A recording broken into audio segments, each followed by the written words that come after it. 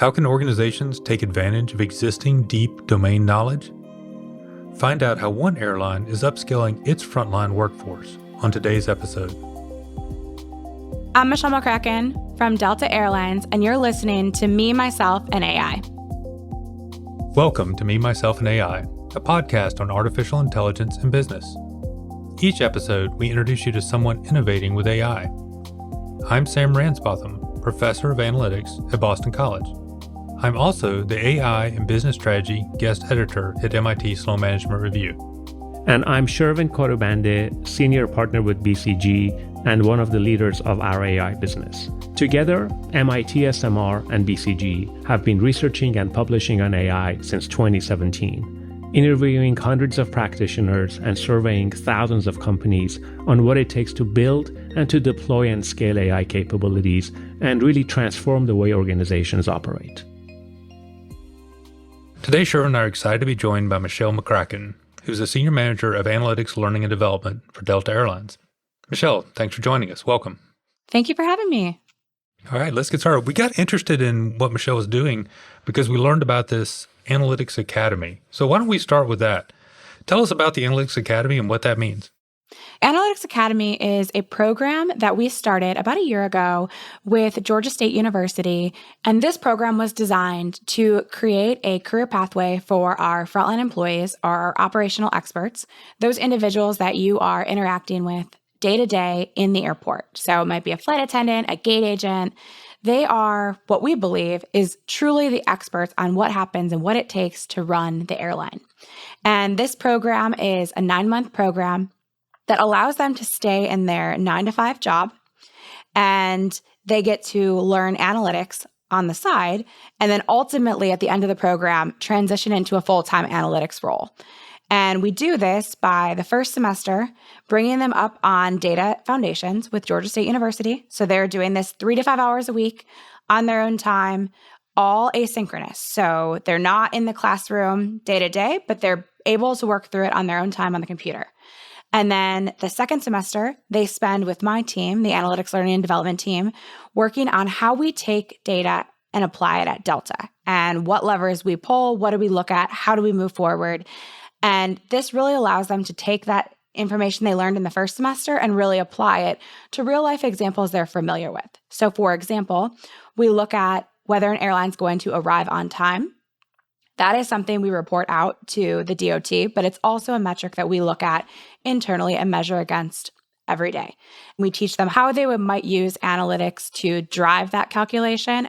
And this allows them to deepen their knowledge that they learned in the front line to start with. And then the third semester is where they really get to apply that information. And that is when they get to join a full-time analytics organization for an internship. They leave their full-time job for the first time in the program, and their 9-to-5 is now an analytics internship. And they're still paid normally, but they get to, instead of focusing on their frontline role, they get to focus on applying those new analytic skills right here in the organization. That's really interesting. Can you explain what's included in the first semester? What skills are students learning there?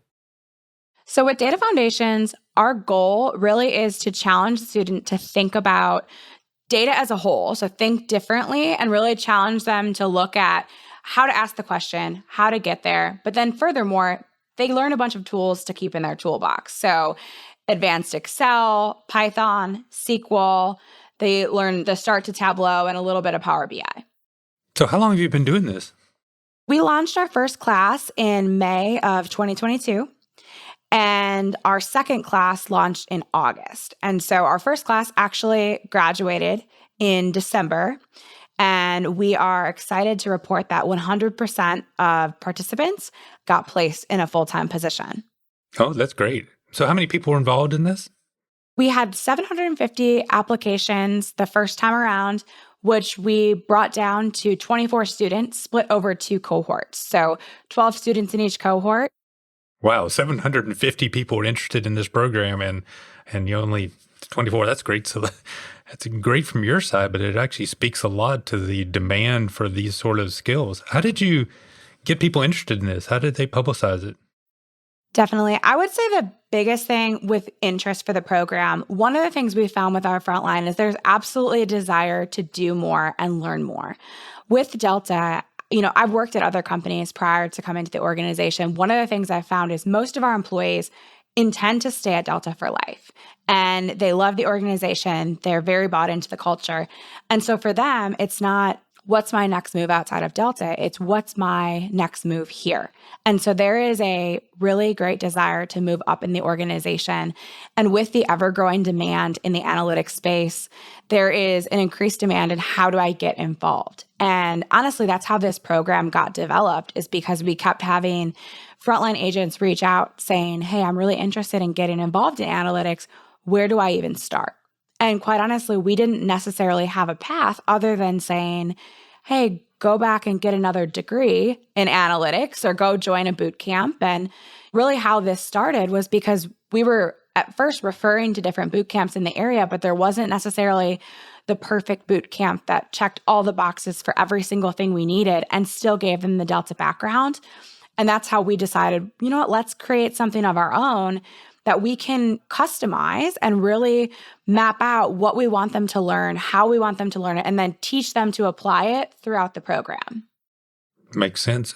I mean, in picking from such a huge pool of people down to the 12 and 24 size cohorts, how did you make those tough decisions? What were some of the criteria that you looked at in determining who was in the program and who was not? The biggest thing for us is process improvement. So the desire to take that step and, make those process improvements in their organization.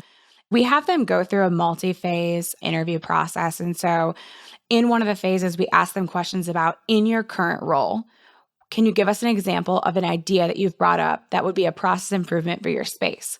Other things would be just overall, I would say, excitement around analytics, but the interest to know more. And so a big thing for us that we talk about in our analytics space is around data curiosity. And we can teach all of the coding and the background and all of that, but if there's no curiosity around data and the desire to learn more or ask why, we can't teach that. And that is really fundamentally what we look for when we look for the right candidate. I'm curious. We know there's a war for talent and particularly tech talent. So let me play devil's advocate here for a second. You could also hire data science specialists from outside. Can you comment a bit on if you also take that approach? One of the things with Delta is we are very much grow from within from a talent standpoint. And so we really believe that the heart and soul of our organization is our frontline employees.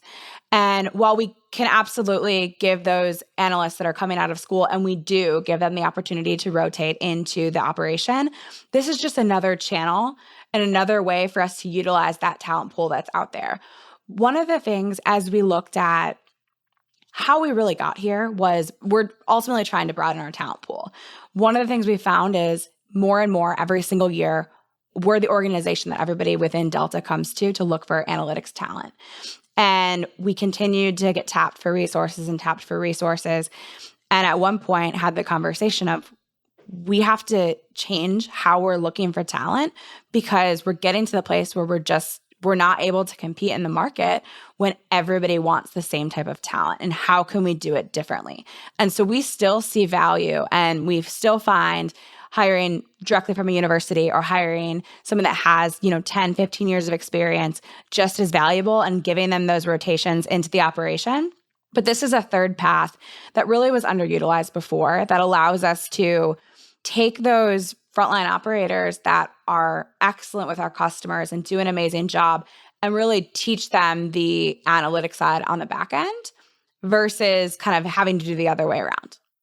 That makes sense because people are coming from different places. And I think what I'm hearing you say is that you're looking to build this out from lots of different directions. And it was, why not try everything versus putting all your eggs in one basket? You can try several different approaches. Definitely. One of the things we found is, we say all the time, data drives Delta. And every year we continue to see a greater need for not just data analytics, but for the more in-depth machine learning data scientists as a whole. And we're just not able to meet that demand with our traditional recruiting strategies. So this is a way for us to broaden that and get more talent in the pipeline. Makes sense. I was thinking about this third semester. I think you described it as more of an internship within your organization. I guess I have a clearer picture of what the first semesters look like because they're more familiar to my academic background. But what's that third semester look like? The third semester is going to look very similar to the traditional co-op experience or summer internship experience where they're coming in, they're learning. A lot of them may not be interning in an area that they have experience. For example, on my team, I have one side that's strategy. I could have had an intern, and that intern could be working on building dashboards specifically for people metrics. Now, if they came from airport customer service, they were one of those people we would have been reporting out on, but they would not have been looking at that type of data day in and day out.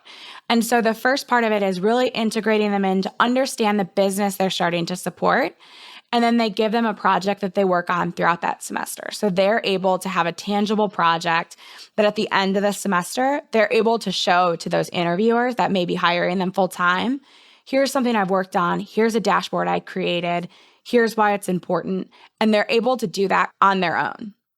Example, I guess one is this dashboard. What are some other examples of the kinds of projects that the first 12 have worked on? They look at, for example, turn time. Turn time is the amount of time it takes us from the time a plane touches down on the ground to the time that the plane pulls back from the gate and they are off to their next destination. We had one of our interns do a complete analysis on how do we reduce the turn time in a particular airport. One of them works in the technical operations space, and he was able to help from an inventory standpoint create an app that would help them on a day-to-day basis. And so it's interesting because we've seen them take some of these things and apply them into their normal day-to-day jobs, not even just in their internships. That makes sense. I think probably people listening might be curious about how you ended up here, but I'm also curious, are there things that you would have done differently? You've gone through 2 cohorts. What's changing in your thinking? What can people learn from maybe what didn't quite go perfectly? I think the first thing we probably would have done differently, or the thing that we've actually pivoted to do a little bit differently with our second cohort, is bringing more subject matter experts in to talk to the students in semester 2. So in semester 1, they're getting those foundations. They're just starting to understand. And then semester 2, really sitting down and having them have exposure to, for example, a leader from revenue management, a leader from reservations and customer care and how they use data. From our standpoint, we obviously support data analytics from across the organization, but it's better when you can get someone that's dealing with it day in and day out, and they're able to make that connection earlier on. We've also tied those specific areas tied to certain concepts that they're learning. So they're actually getting a reinforcement of those concepts in semester 2. So for example, with Python, when they go into Python training, we tie that with crew. So that we have a leader from our crew space where they look at how do we make sure we have the flight attendants where they need to be and our pilots where they need to be. That leader is using examples and showing them in Python how they support that data. That's great. Can we jump back to Sam's first question, Michelle? How did you end up in this role at Delta? My story is actually really unique. I was the HR business partner supporting analytics for 2.5 years prior to and then through the pandemic. I've always had an analytical background and a passion around using data to support the story, and I would define myself in the scope of analytics as a storyteller. But that being said, I never had imagined or dreamed that I would ever move into the analytics space. And, we got into this conversation where we continued to find ourselves looking for talent and how are we going to get it and what does that look like? And my passion is really around strategy. And so I had built out a strategy that was, how do we look at this from multiple angles and pitched the idea of let's launch this program. Let's launch an academy. Let's train from within. And the opportunity presented itself for me to come over and lead this team. And it's been an amazing journey because along the way, I somehow became an analytics leader and am now leading an analytics team. And I wouldn't trade it for the world. I think the more that I get in the space of analytics, it pulls me in more and it makes me want to understand more. And I think it's a lesson to everybody to be open to the opportunities that get put in front of you because your next opportunity may be something that's totally outside of the scope of what you think it may be. You mentioned that you've just graduated and all 12 of your first cohort have gotten placed in, and I think what you described as analytics roles of some sort. Yep. How'd that feel? Fantastic. It's one of those surreal moments that, on paper, it feels really good. So you're like, okay, great. All of them are placed. And then you take a step back and we're at graduation and you feel you changed 12 lives. These are 12 lives where they went from being in a frontline operator role where they could have been working on midnight shift. It wasn't until the graduation day that I think it all really hit me, that it all kind of came full circle and really felt like it really is changing people's lives. And I was able to be a little part of that. So what's next? I mean, this seems to have worked. Is it 12 to 24 to 36 to 48, or is it something different? We are going to have 3 cohorts. About 60 students will go through. This program was the start and was able to help us launch what's called Delta Data University, which is a university that focuses on 3 main pillars. The first is Pivot, and that's where Delta Analytics Academy lives. The second is around Accelerate, and that is the building blocks or e-learnings that students can go through to kind of get additional information or additional learning on, for example, data engineering or data science. And then the third is Enrich. And so that program is really meant for those that want to stay in their current job and not pivot to a different area or not change or accelerate to a different type of analytics world, but just understand, for example, there's a Python course that's in there that would allow the student to understand and learn Python, but the goal would be for them to use it in their day-to-day job that they're in. We'll be focusing on launching an analytics course for station managers, which will help us raise that waterline of understanding and analytics across the board. And our hope is that we just are able to increase data fluency across the organization and really allow us to solve more complex problems across Delta. So we've talked about the analytics. How does this fit into the overall broad talent strategy? You've got these 3 pillars, but is this you're thinking about AI and analytics strategy? I mean, there must be something about pulling people in from outside. I think you mentioned before earlier. How does this fit into the even bigger picture? Yes. So I would say twofold. First and foremost, to develop within our bigger picture of how we recruit talent from the outside. We absolutely are still recruiting from the outside. But the bigger question is, once they come here, how do we retain them? And so that is really what Accelerate hits on, is we want to be able to offer ways for our employees that are here in the analytics field that want to continue to grow. That is when we look at our employee survey results, when we have conversations and roundtables, we continually hear, I don't have enough education. I want to be able to go back to school. I want to get more exposure to this. I want to do this. This allows us to open up and really give them the courses that they're looking for. And so this will be ever evolving as we see a need for different items, machine learning, different things that come up, for us to be able to create those customized courses and offer them to our employees. That's really the goal. And so that does not deviate from us changing and wanting to recruit from outside or inside. The goal is we just want to make sure that we're retaining that talent once they're here. That makes a lot of sense because it's changing so quickly too. I mean, that's the other thing you're up against, is that even if you had everybody all perfectly trained today, then the decay on these topics is pretty rapid. Yes. And for us, it's not even necessarily about a gap in skill set or a gap in somebody not being able to do something. It's more about giving them the opportunity to continue to advance if they want to. We hire a lot of go-getters. They want to keep going. They want to keep learning. And we want to be able to support that as long as we can. So what I think is also fun about this, let's go back in time 10 years ago. I think if you said, oh yeah, I'm going to put people through a 12-week program to learn data science, you'd laugh at people because how could you accomplish anything of that magnitude in this amount of time? But I think one thing that we're seeing as we're talking to lots of people is how these tools are getting more accessible for people. And I think it seems like what you're doing is trying to capitalize on how these are getting easier and then, well, recognizing that you can do this sort of thing in 12 weeks versus having someone stop for 2 years and go out to a separate master's program.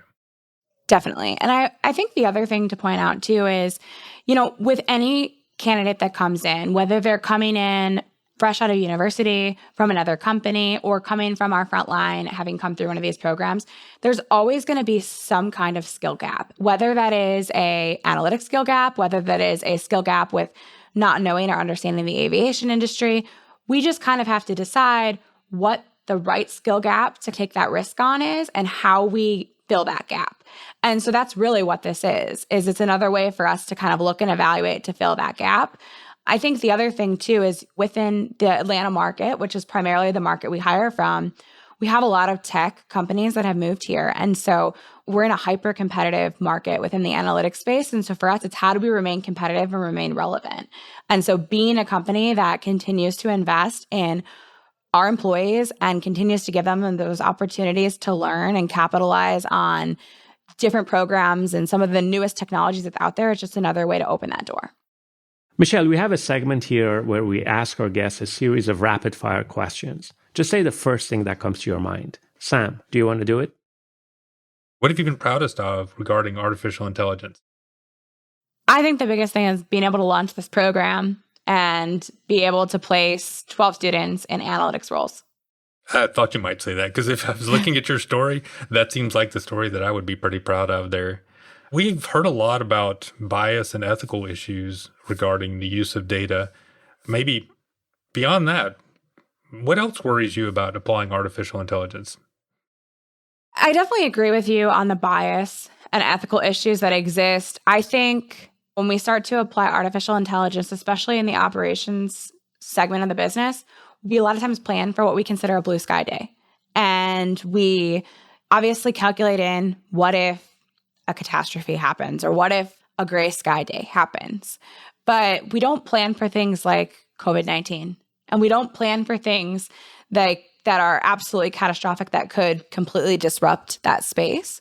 And so I think part of it is how do we find a happy medium and being able to rely on that data, but not necessarily take that all the way. What's your favorite activity that does not involve technology? Traveling. Which is probably cheating because I work for an airline. Exactly. What was the first career you wanted? Like, what did you want to be when you grew up? Analytics? I wanted to be an accountant because my dad was an accountant. And so I knew I wanted to be in business. I was fascinated by business since I was a little kid. And I went to Michigan State University, went to my first accounting class, failed my first accounting class, and decided perhaps that was not the place for me, and found myself very quickly back into HR and haven't stopped since. Absolutely love the field and honestly love being in business. But I think for me, being able to blend the world of impacting people backed by data really is where my sweet spot is. That's great. We've had people want to be all kinds of different things, but accountant is definitely a first. Yeah, I wanted to be an accountant. I thought that was my dream job. And guess what? My accounting 101 professor did not think that was my dream job. What's your greatest wish for artificial intelligence in the future? What are you hoping we can gain from this? I will say I really hope that we are able to, as you mentioned before, one of the biggest concerns is bias. I want us to be able to find a way to work around that bias. And how can we use artificial intelligence to remove that bias? Because whether it's data masking or whatever that may look like, in order for us to get to that final answer, I think human nature, whether, we can go through all of the trainings, we can do everything we possibly want to ensure that there is no bias and ensure that, we're doing everything the right way. But I think until we allow data to kind of back that for us, we're not going to be 100% there. Michelle Shervin, I've really enjoyed talking with you today. I think there's a lot that other organizations can learn about your approaches to reskilling talent. And this may be a model program for lots of organizations. Thank you for taking the time to tell us about it and to share your experiences. Thank you for having me. Appreciate it. Thanks for joining us. To hear how another organization is learning to use AI, join us next time when we talk with Anders Butzbach Christensen from the Lego Group. Thanks for listening to Me, Myself, and AI. We believe, like you, that the conversation about AI implementation doesn't start and stop with this podcast. That's why we've created a group on LinkedIn specifically for listeners like you. It's called AI for Leaders. And if you join us, you can chat with show creators and hosts, ask your own questions, share your insights, and gain access to valuable resources about AI implementation from MIT SMR and BCG, you can access it by visiting mitsmr.com/AI for leaders. We'll put that link in the show notes, and we hope to see you there.